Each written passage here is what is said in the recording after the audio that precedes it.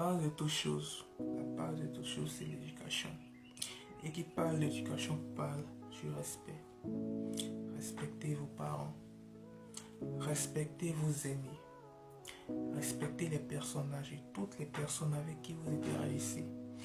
Donnez-leur de l'importance, accordez-leur de la valeur. De la même manière, tu respectes tes parents biologiques à la maison.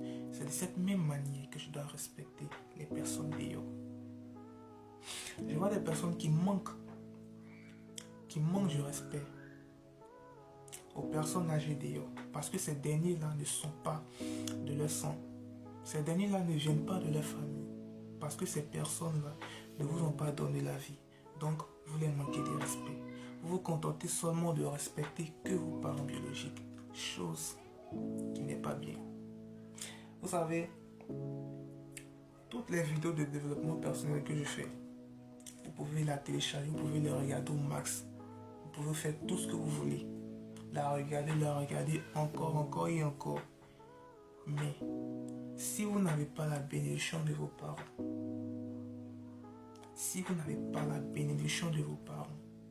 tout ce que vous ferez seront des échecs. J'ai bien dit, tout ce que vous ferez seront des échecs. Je le dis haut et fort. Vous devez savoir que chaque être humain a une énergie en elle. Et chaque énergie est portée d'une intention.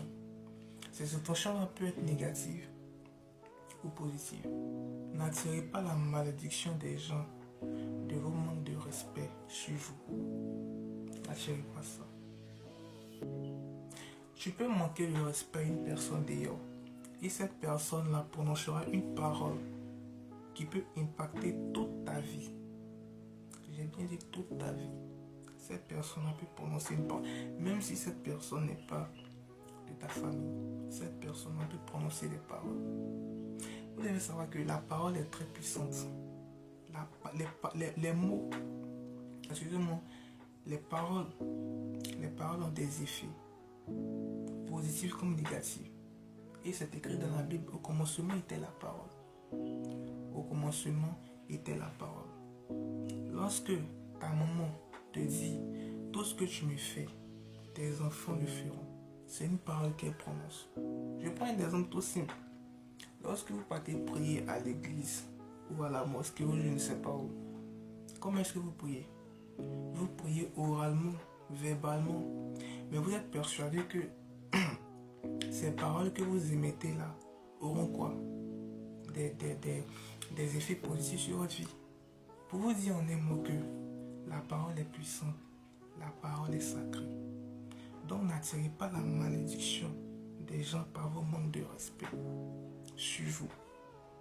Respectez vos parents, respectez vos aînés, toutes les personnes avec qui vous interagissez au quotidien, respectez-les. Même si vous n'interagissez pas avec ces aînés-là, respectez-les, parce que le respect, c'est la base de toute chose. Souvent, les personnes veulent vous aider. Elles veulent bien vous aider. Mais par votre manque de respect, ces personnes-là vous voient souffrir. Ces personnes-là vous regardent souffrir.